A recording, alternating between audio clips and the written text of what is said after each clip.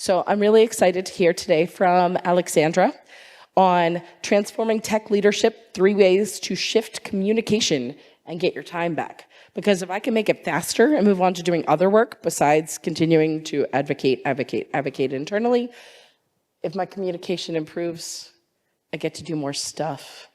I don't have to keep repeating that in different formats. So thank you very much for being with us all for this final session in the morning session here. Alexandra, please come on up.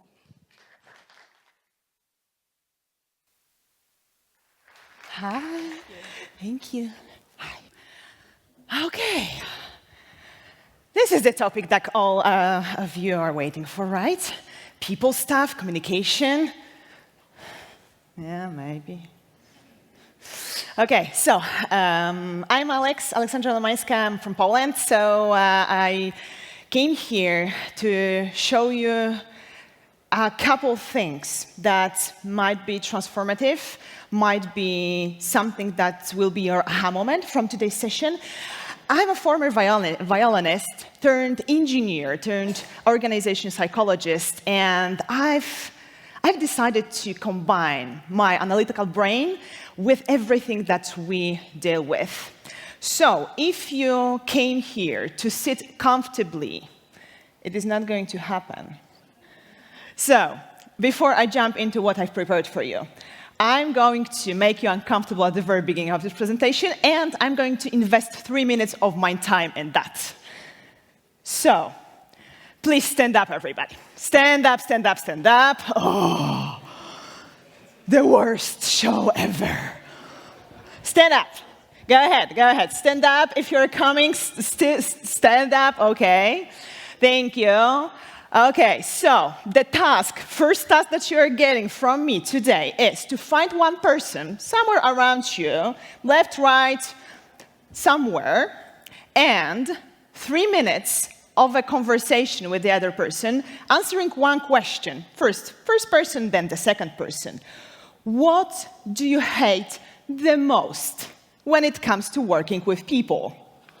You go. 3 minutes.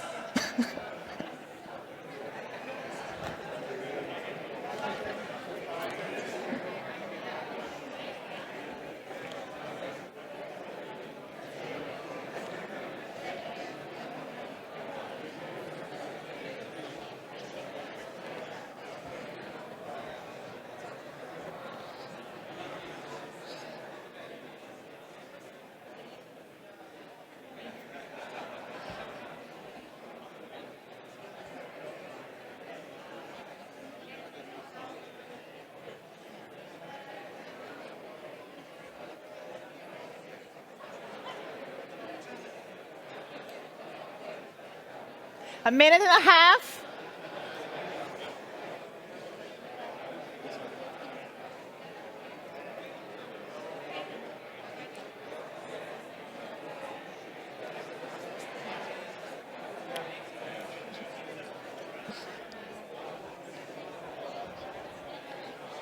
Thirty seconds.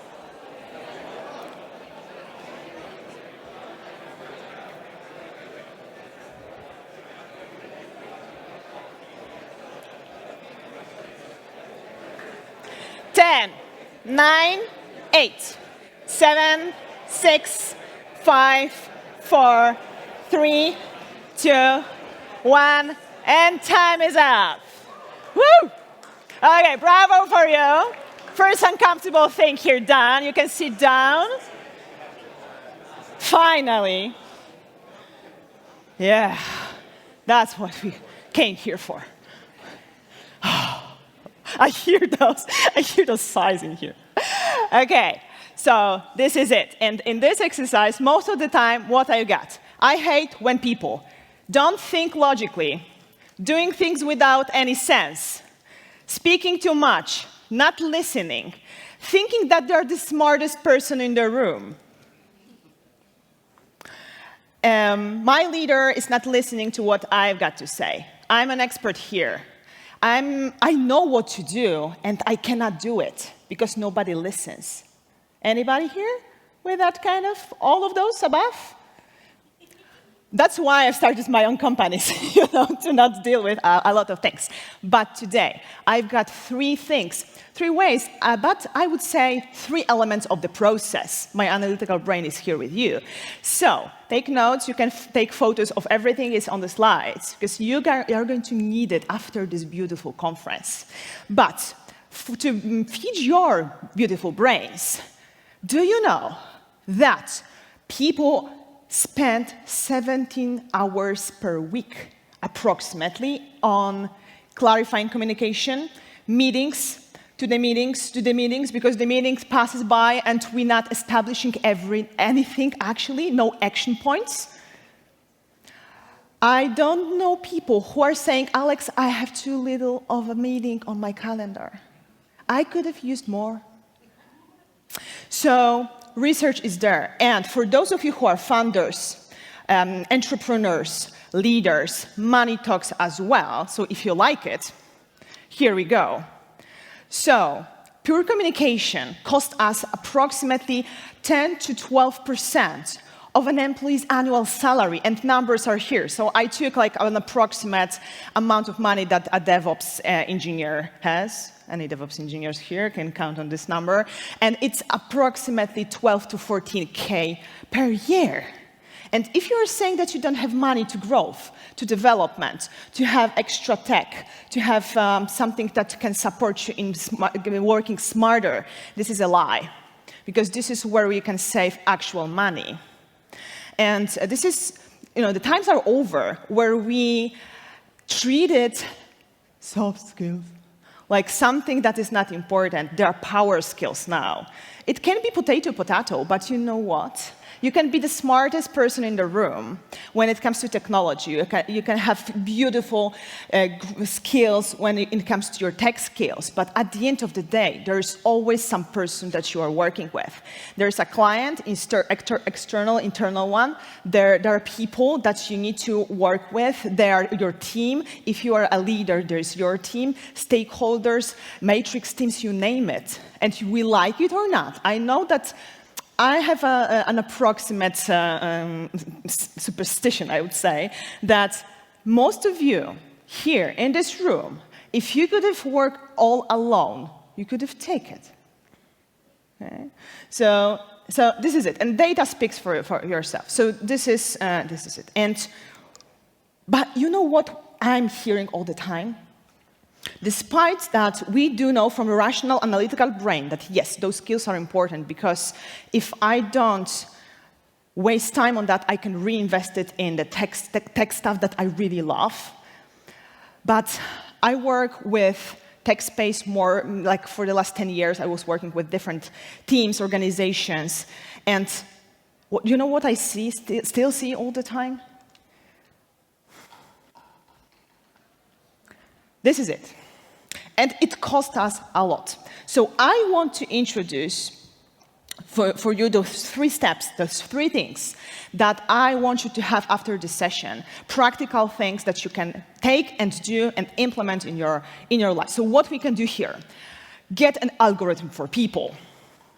So actually there is one that you can use. So if you like your algorithms, that you work around processes, patterns, procedures, documentation.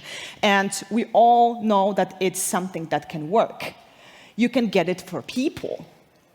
Alex, interesting. OK, tell me more. So once you get it, you use it, and you get your 17 hours per week back. If there is somebody in this room who doesn't need extra 17 hours, let me know. OK, we can trade. But if you need it, if you can really use it, stay with me. We are going to go through some practical stuff here. So I would love you to meet John.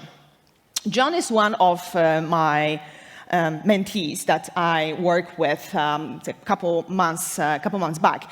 He started as a Java developer, so a tech person, then he came to the role of product owner, then a product manager, and right now he's a VP of product in his startup. So he's a founder of a well-known startup in Poland. And he came to me, and he said, Alex, I need to fire my whole team. The whole one. Developers and back office. I cannot work with them. 40 people, 39, let's say. And I'm like, okay, interesting, tell me more. Okay. What was the root cause of this sentence that I've got from John? John was dealing with, and check with yourself, if this is your experience, any of those bullet points that I'm going to give you.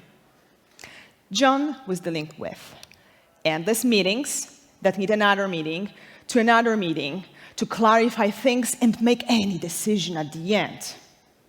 So this is the first thing. The second thing was that people are not delivering their job on time or in a quality that we need. So this was it. And at the end of the day, when John delegated a task and he got a result, and he was like, oh my goodness, what a moron. I did it like 15 years ago with my eyes closed. So he ended up like doing everything on his own. Because he's an expert, so he can do it, right? And the third thing, that people are not understand what he says. In his brain, everything is clear, but those not very smart people are not understanding it. So this is why John told me, I need to fire those old people that I have. I cannot work with it anymore. This is not working. My genius zone is not in everything else, but I want this firm to happen, to deliver value. And his intention was good. So what do we know about John? And if any of those are your characteristics and qualities, stick with me. John speaks data, language of facts, logic. He says things like, I think, in my brain, it needs to make sense. The data says, the logic is there, the facts are there. Things need to make sense for him as well. So if something doesn't make any sense, he's not going to do it. And what's most important, and it was visible in the story, John gets frustrated when people don't think, they make mistakes. Stupid mistakes are the worst for him. Repetitive mistakes, asking the same questions over and over again. Making irrational decisions. Don't use any data whatsoever to make any decisions. Don't deliver work. Don't deliver certain things that we agreed on and waste their time on illogical conversations and create drama. Yeah. So this is John. Who is like John here? Thank you. And those of you who didn't put your hands in, you'll see. But what we know from that, and here's the algorithmical part coming in. John is a thinker. John is a thinker from process communication model framework that I use as a communication intelligence, part of what I preach and use and teach, especially in tech space, that we don't particularly like to invest time in people's skills, but to take the 17 hours back, we need to be smarter. We need to put the algorithm there. And it is not about putting people in the boxes. It's about creating a framework that I can use and analytically go through all of those elements. There are only 6. So John is a thinker, but there are 5 more options. So if you want to take any photos here from the slides, feel free to do it, because this is the part that you can actually use in practice while the conversation here and the whole thing is over. So we have a thinker, and the thinker is what we already mentioned. So a person who speaks data, facts, logic, thoughts, gets frustrated when other people don't make time and space to analyze things that are too fast as well, because the thinker needs to calmly analyze things. And when they have the person that is like, you know what, John, I need it now, I need it right now, just give me a decision, they're just going, no, I'm not going to do it. The next one, the second one, is persister. So persister is all about opinions. In my view, in my opinion, in my point of view, for me the important thing is, this is the wording that you can actually read over emails, Slack messages, Teams messages, or listening from other people. And those people are so focused on process, procedures, politics, that sometimes they're forgetting about the whole world. So things need to be in order, but not from the analytical perspective, but from the perspective of the rules. So rules need to be there, met. And they get frustrated when things are not perfect. Do you know people who are like, you have a 99% of the task completed, and they see only this 1% that is not done? This is it. This is this person. When people don't follow the rules, they get angry. When people are not trustworthy, they get angry, and they attack under stress and under pressure as well. So this is the persistor part. Harmonizer. Emotions. I don't feel like it. You know what? This idea that you gave me, I don't know what it is, but it doesn't feel right. Okay. So those people that speak emotions, I feel, in my feeling, they have a huge access to a vocabulary of emotions as well. So they seek harmony. They are great people to build teams. They seek good atmosphere. They remember about the birthdays. They collect money for the birthday gifts. So they are taking care of the atmosphere that we have here together. And they got frustrated when the other people don't care. Other people don't see them as a person. So this is the person that don't, if you are leaders here, leaders, founders, when you recognize people, give feedback, this is the person who doesn't need good job, good work, because this is not their need. They need to hear, it's good to have you in a team. It's amazing what you do, what you contribute to the team. It's thanks to you, team is working like that. And for analytical brains like most of yours, because you raised your hand, is like, what the? But we communicate like we like most of the time, like we need, like we prefer. And we think in our brains that everybody else needs the same thing. And that is the biggest lie that our brain gives us. 5 more options, not a lot. So this is it, the harmonizer. The 4th one, the rebel. Okay, people, let's get this party started. Okay, coffee, lunch, tea, okay? How are you going? How are you doing? Okay. Like a crazy person. Let's just sit down and get to work. Okay? And those people need contact. And we can laugh. But especially in tech space, right now, I see more and more people like that in their base of personality, so we're using the most of this frequency. And they are so frustrated, and people don't want to talk with them, don't want to eat lunch with them, don't have to organize time to have coffee with them. So they need to have fun. They need to have creativity. They need to have something they can do with others. But if things are boring, they're just not delivering work, like at all. I had an employee last year with this personality base, and you know what I've experienced? I gave him a task, and he came to me and said, Alex, I don't like a task like that. And I was like, my persistor soul, because I'm a persistor from my base, I was like, kid, just go and do your task. Just my millennial brain to the Gen Z brain, I was like, and it is from it. So if you are hearing like people that, they like it, it's crap, I'm not doing it, and your brain is like, what? This is it. So it is not laziness, it is not disengagement, like we think from our analytical brain and our generation. This is it.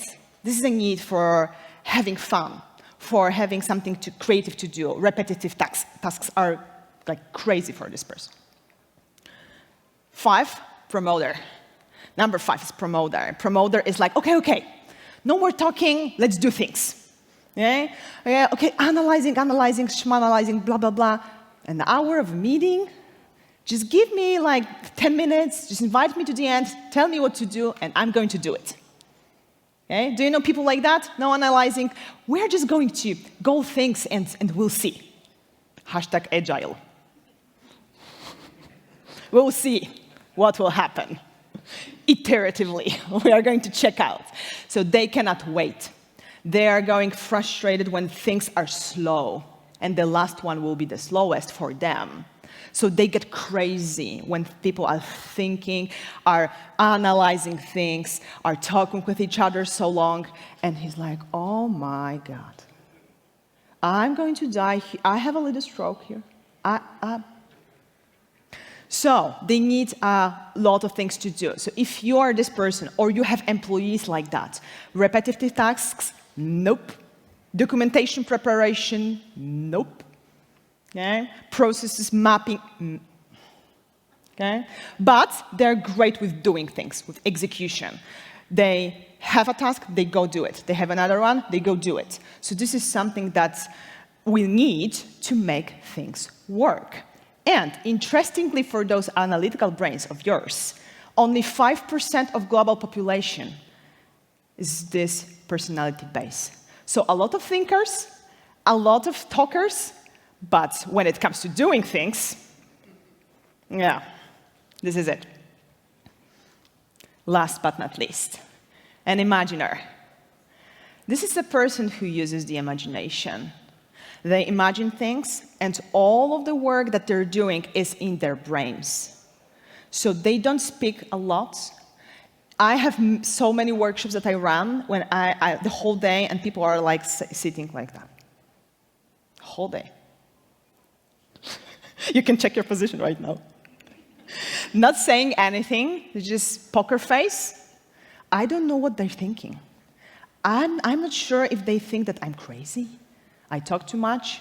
I give those weird examples from my personal life as well, and professional life, last 10 years of being a leader and working with different organizations. This is what I do, and those people are sometimes like, what the hell is going on?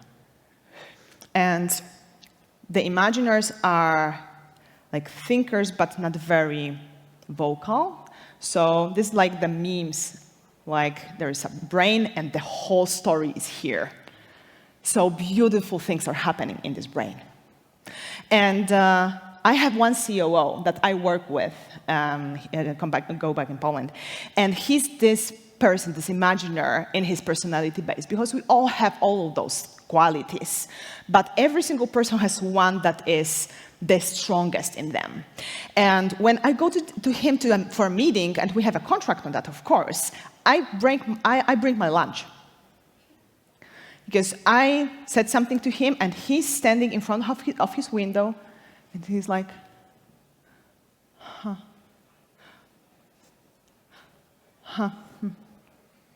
And the process goes like crazy in this brain, but I'm like, because I cannot stand this, the speed of the process. It's super hard for me. But I understand, and I know that this is important for him. To not push him, because if you push this person, they are going to withdraw and you're getting nothing. And interesting thing, they hate questions, like the promoter before. So we are learning that ask questions, ask more questions. And people who are thinkers, they love questions because we need to gather data. We need to know more. And there are all of those beautiful things that are learning, that they're teaching us that we should ask more questions. This is a coaching approach. Super beautiful, but only 2 out of 6 of those are responding to questions. That's why, when you ask a question at home, for example, honey, what you want to get from dinner? I don't know, you choose. And no, not this one. I don't want this one. So this is why. So this is an algorithm, and we all have all of those, but every single person has one. So this is it. And you can say, Alex, this is interesting, but what do I do with that? So this is a theory part, very beautiful, beautiful slides and everything, but what do I do with that? So, number 1, recognize the algorithm. When you talk to somebody, you can try to do it starting lunchtime that we have after the speech. So when you talk with people, listen to how and what they're saying, not the context, the wording. Listen to the I think, I believe, in my opinion, for me personally, I feel, or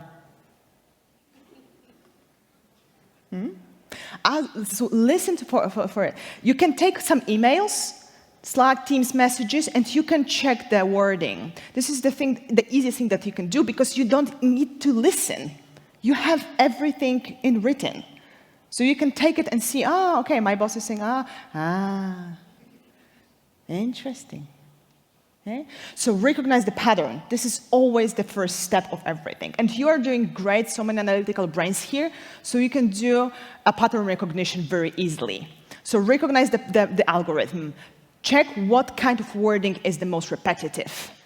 Use the algorithm for you.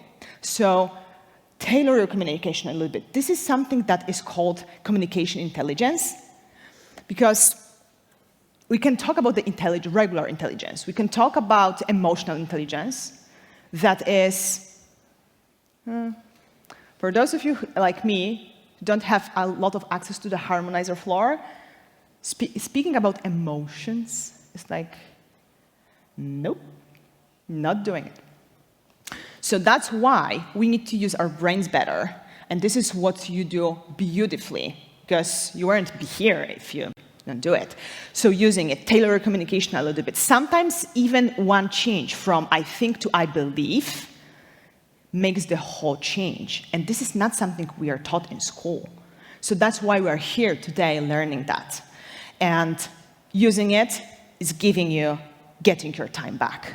Because when you tailor your communication, you're getting better understanding, you are better in contracting, we understand each other better, so we don't need so many meetings. Meetings are shorter, and we get this time back so we can reinvest it in things that we really like, that are in our genius zones.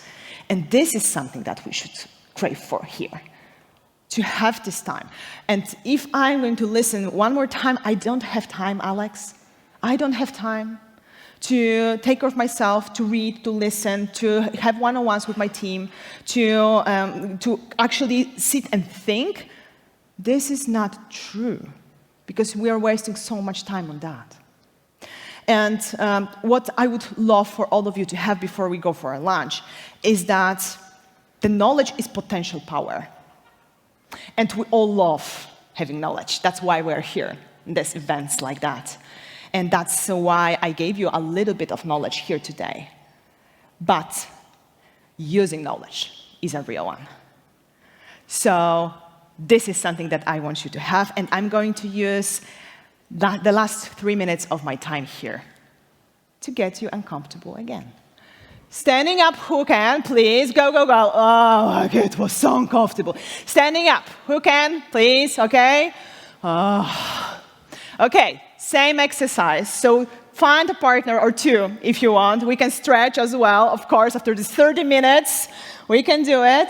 And talk about one thing that you are going to do after this speech today. What you are going to be more mindful about, who are you going to talk about it, what you are going to do. Go.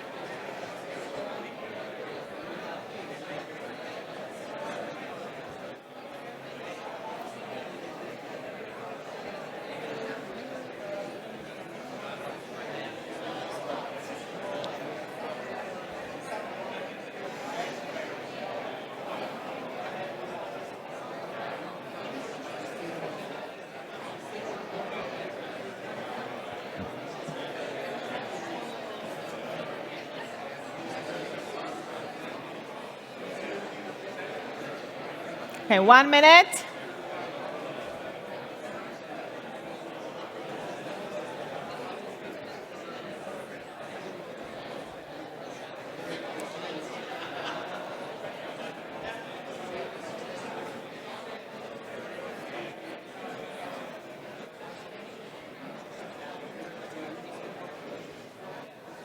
30 seconds.